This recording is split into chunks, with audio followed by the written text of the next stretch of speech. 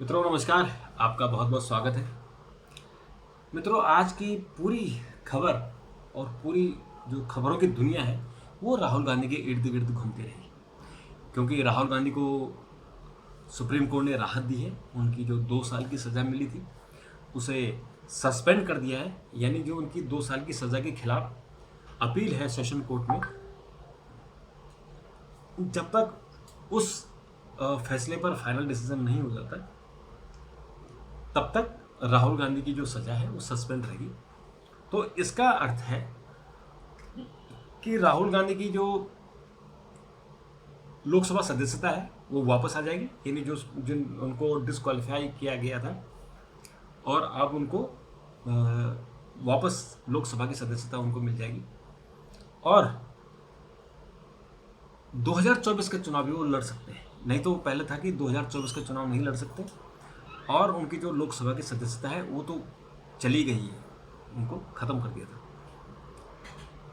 तो अब उनकी लोकसभा की सदस्यता वापस आ जाएगी। दरअसल इस मामले को समझना जरूरी है कि 2019 में राहुल गांधी ने कोलार में एक रैली में कहा था कि नरेंद्र मोदी, ललित मोदी, नीरव मोदी ये सारे चोर हैं, और अगर आप और भी ढूंढोगे तो और भी मोदी चोर मिल जाएंगे। तो इससे क्या हुआ कि बीजेपी ने कहा कि जो मोदी समाज है वो ओबीसी में आता है, और करीबन 13 करोड़ लोग हैं गुजरात में। तो उन सबका मान हानि हुई है, अपमान हुआ है। तो इसलिए राहुल गांधी के खिलाफ एफआईआर लॉन्च की गई, राहुल गांधी के खिलाफ मुकदमा दर्ज किया गया। और वो प्रणेश मोदी ने, जो गुजरात के भाजपा के एमएलए है, उन्होंने मुकदमा दर्ज किया। और पटना में भी मुकदमा दर्ज हुआ है, सुशील मोदी ने मुकदमा दर्ज किया है। तो अब उस पर 2 साल की सज़ा मिल गई। तो 2 साल की सज़ा मिलने का मतलब हुआ कि आपकी सदस्यता चली जाएगी, नंबर 1 बात। नंबर 2 बात, आप चुनाव नहीं लड़ सकते हैं। नंबर 3 बात कि 2 साल की सज़ा काटने के बाद आपको 6 साल कूलिंग पीरियड में रहना है, यानी 8 साल तक आप चुनाव नहीं लड़ सकते। तो ये एक बड़ा मुद्दा था। दूसरा था कि कांग्रेस के पास कोई चेहरा नहीं था। तीसरा कि अपोजिशन के पास भी चेहरा नहीं था। तो अब अपोजिशन को एक ताकत मिलेगी कि उनके पास अब राहुल गांधी जगह जगह चुनाव प्रचार करने उनके पास एक नेता आ गए। और कांग्रेस के पास भी, कि कांग्रेस का एक नेता जो अभी डिस्क्वालीफाई हो गया था, जो चुनाव नहीं लड़ सकता था, एक मायूसी का माहौल था, तो उसके कारण उनको दोबारा से एक नया जीवन मिला है, संजीवनी मिली है। मित्रों इस मामले को समझना चाहिए कि जो हमारा जनप्रतिनिधि अधिनियम है, पीपल्स रिप्रेजेंटेटिव एक्ट 1951 है, उसकी धारा 8(3) में लिखा हुआ है।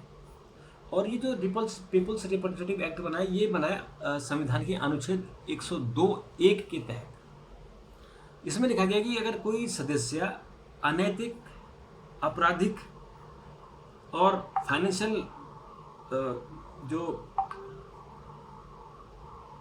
उनके फाइनेंशियल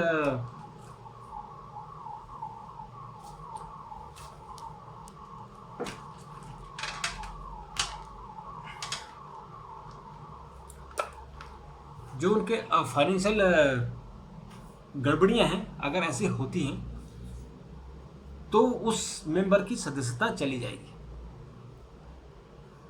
तो इसका मतलब ये हुआ कि अगर किसी व्यक्ति को 2 साल या उससे ज़्यादा की सज़ा मिलती है, किसी सदस्य को, चाहे वो लोकसभा का हो, राज्यसभा का हो, विधानसभा का हो, विधान परिषद का हो, तो उसकी सदस्यता चली जाएगी और वो 8 साल तक चुनाव नहीं लड़ सकता। यानी जितने साल की सज़ा हुई, जैसे लालू प्रसाद यादव को 5 साल की सज़ा हुई है, तो 5 और 6 11 साल तक वो चुनाव नहीं लड़ सकते।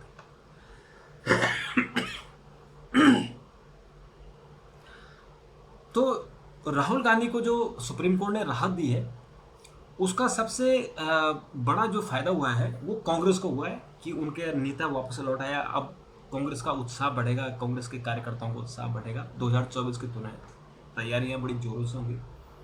और अपोजिशन को भी एक राहत मिल गई है कि प्रधानमंत्री नरेंद्र मोदी के सामने किसको हम खड़ा करें, तो आप राहुल गांधी को खड़ा कर सकते हैं। हालांकि बीजेपी बहुत खुश है। बीजेपी का कहना है कि राहुल गांधी जब मैदान में होते तो बीजेपी को बहुत फायदा होता है, क्योंकि लोग राहुल गांधी और नरेंद्र मोदी की तुलना करते हैं। तो नरेंद्र मोदी के सामने राहुल गांधी कहीं नहीं टिकते, इसलिए बीजेपी को इसका बहुत बेनिफिट होता है। तो अब इसका जो भी बेनिफिट होगा नहीं होगा ये तो आने वाला समय बताएगा, लेकिन राहुल को और कांग्रेस को और अपोजिशन को, जो इंडिया दल बना है, उसको बड़ी राहत मिली है कि अब कम से कम उनका एक लीडर जो डिसक्वालीफाई था वो कम से कम फिलहाल के लिए रुक गया है। अब जब सूरत की जो सेशन कोर्ट है वो जब उनकी अपील पर फाइनल डिसीजन देगा तो उसके बाद फिर तय होगा कि इनको क्या उनकी सज़ा उनको माफ़ कर दी गई। हालांकि राहुल गांधी कह रहे हैं मैं माफ़ी नहीं मांगूंगा, पर मुझे लगता है कि राहुल गांधी को माफ़ी मांगना चाहिए, क्योंकि राहुल गांधी खुद ही कह रहे हैं, आज जो मनु सिंघवी ने उनका केस लड़ा तो मनु सिंघवी ने कहा कि उनका जो इंटेंट है अपमान करने का नहीं था। उन्होंने, चूँकि राजनेता ऐसा भाषण देते हैं और देते देते उन्होंने क्या भाषण दिया ये नहीं सोचते या दोबारा उस पर ध्यान नहीं देते हैं। तो अगर नेता ऐसे कुछ बोलेगा तो आप सभी नेताओं को जेल में डाल दो। तो सुप्रीम कोर्ट ने इस दलील को एक्सेप्ट किया। सुप्रीम कोर्ट ने कहा कि ऐसा किसको याद रहता है कि उन्होंने कल क्या कहा, और किसको नेता को क्या पता उन्होंने कल की बैठक में कौन सा भाषण दिया। तो सुप्रीम कोर्ट के आज का जो डिसीजन हुआ है उस पर सुप्रीम कोर्ट की जो टिप्पणी है, सुप्रीम कोर्ट ने एक और महत्वपूर्ण टिप्पणी की कि अधिकतम 2 साल की सज़ा कैसे मिल सकती है। और मनु सिंघवी ने भी यही कहा कि अधिकतम 2 साल की सज़ा। और उसमें गुजरात हाई कोर्ट ने उसमें एक और क्लॉज जोड़ दिया, IPC 171 के तहत उन्होंने एक और केस जोड़ दिया कि इन्होंने पूरे समाज के इन्होंने अपने दूसरे कैंडिडेट यानी काउंटर कैंडिडेट के बारे में इन्होंने अपमान किया, तो इसलिए इनको इसका भी जो है दोषी माना जाए। तो सुप्रीम कोर्ट बात तो समझ गया कि कुछ खेल है, कुछ गड़बड़ है, तो इसलिए सुप्रीम कोर्ट ने राहत दे दी। अब फाइनल डिसीजन जब आएगा तब आएगा, लेकिन फिलहाल उनको राहत मिल गई। तो इस राहत मिलने का मतलब सीधे सीधे बात है कि इससे कांग्रेस का उत्साह बढ़ेगा। मित्रों, आज सुप्रीम कोर्ट ने अंजुमन इंतजामिया की दलील को अस्वीकार कर दिया और कहा कि ज्ञानवापी मस्जिद का जो सर्वे है उसको करो। सर्वे में मस्जिद को कोई नुकसान नहीं होगा, कोई तोड़ फोड़ कोई खुदाई नहीं होगी। सर्वे ऊपर से सर्वे करेंगे, अंदर जहाँ तक उनके हाथ जाते हैं, पाँव जाते हैं, जहाँ तक उनकी नज़र जाती है वो सर्वे करें और उसके बेस पे मोटा मोटा रिपोर्ट दे दें। तो उन्होंने ASI ने कहा कि वो सर्वे करेंगे, लेकिन उनको 4 हफ्ते का समय चाहिए, क्योंकि वो मामूली केस नहीं है, एक ऐतिहासिक केस है ये, और इसकी तह में जाना बहुत ज़रूरी है। और कल उन्होंने ASI ने वैसे नक्शा तो उसका पूरा उतार दिया, आज दिन भर उन्होंने वहाँ दौरा किया तो उन्होंने नक्शा बना दिया। अब उसके अंदर की जो चीज़ें जैसे शिवलिंग है, त्रिशूल है, वहाँ दीवारों पर जो मूर्तियाँ हैं उनके बारे में उन्होंने आज स्टडी की है। तो अब उसकी जो भी फाइनल रिपोर्ट आएगी उस रिपोर्ट के आधार पर डिसीजन होगा कि वहाँ मस्जिद है या मंदिर था। गृह सचिव अजय भल्ला का कार्यकाल 1 साल के लिए और बढ़ा दिया गया। 2020 से उनको एक्सटेंशन मिल रहा है। 2003 साल हो गया, अब 1 साल हो गया, 4 साल। तो ये मुझे लगता है कि जो दूसरे IAS ऑफिसर हैं उनका अधिकार हनन होगा। और कल ही कैबिनेट सचिव हैं जो राजीव गौबा, उनको भी 1 साल का कार्यकाल उनका बढ़ाया गया है। ये भी मुझे लगता है कि अनुचित है। और योगी सरकार के कई मंत्री चुनाव लड़ सकते हैं। टाइटलर को अग्रिम जमानत मिल गई है, उन पर 1984 का केस चल रहा है। मित्रों, आज बड़ा अच्छा काम किया हरियाणा सरकार ने कि जो नूह में जो रोहिंग्याओं ने जगह जगह कब्जे कर लिए थे, घर बना लिए थे, मकान बना लिए थे, आज वह बुलडोजर ले जाके उन सबको तोड़ दिया गया। और उस वहीं मंदिर के पास से उन्होंने जो परसों कत्लेआम हुआ था मेवात में, वो सारे रोहिंग्या थे। तो ये काम अच्छा हो गया। मित्रों, प्रधानमंत्री कल 508 रेलवे स्टेशनों के पुनर्विकास की आधारशिला रखेंगे। 24,470 करोड़ रुपए की योजना है। तो इसमें एक नया कीर्तिमान बनेगा कि एक साथ इतने सारे स्टेशनों का उद्घाटन करना, लोग उनका शिलान्यास करना। मित्रों, फिरोजाबाद में एक अजीबोगरीब घटना घटी है। एक पुलिस इंस्पेक्टर जांच करके आ रहे थे और उनको जनपद उरांव की चांदपुरा चौकी पर तैनात दरोगा दिनेश कुमार मिश्रा की बृहस्पतिवार की रात बदमाशों ने गोली मारकर हत्या कर दी। घटना के समय दिनेश कुमार मिश्रा दहेज हत्या की विवेचना करने के लिए धीरज शर्मा के साथ पुलिस चौकी लौट रहे थे और वहीं उन लोगों ने उस पर गोलियां चला दी और मार दी। कितना देखिए कितना बड़ा साहस है। योगी आदित्यनाथ के राज में पुलिस को गोली, और वो भी ड्यूटी पर।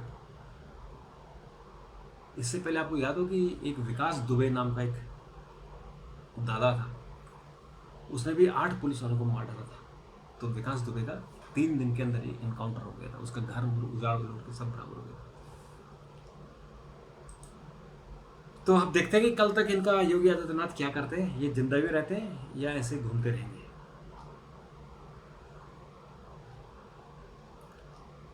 और मित्रों, इसके अलावा मणिपुर में भीड़ ने पुलिस शस्त्रागार से लूटे हथियार और कारतूस, फिर लूट लिए उन्होंने। जब दंगे हुए तब भी लूटे थे 6 लाख कारतूस, और कल भी उन्होंने फिर लूट दिए।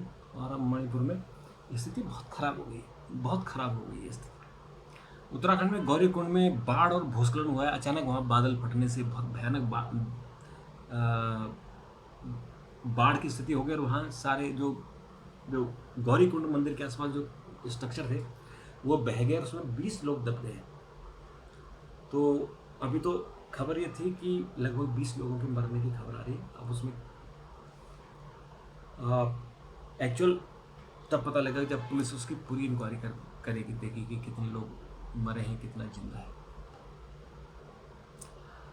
मित्रों, कल का दिन यानी 5 अगस्त का दिन देश के लिए बहुत खुशखबरी का दिन होगा, क्योंकि चांद जो हमारा चंद्रयान 3 उपग्रह है वो चंद्रमा की कक्षा में चला जाएगा और फिर 23 अगस्त को वो चंद्रमा पर उतरेगा।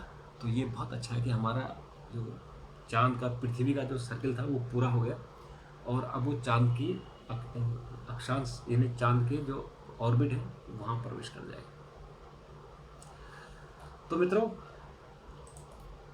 आज के लिए इतना ही। कल फिर आपसे मुलाकात होगी। तब तक के लिए नमस्कार, थैंक यू, धन्यवाद।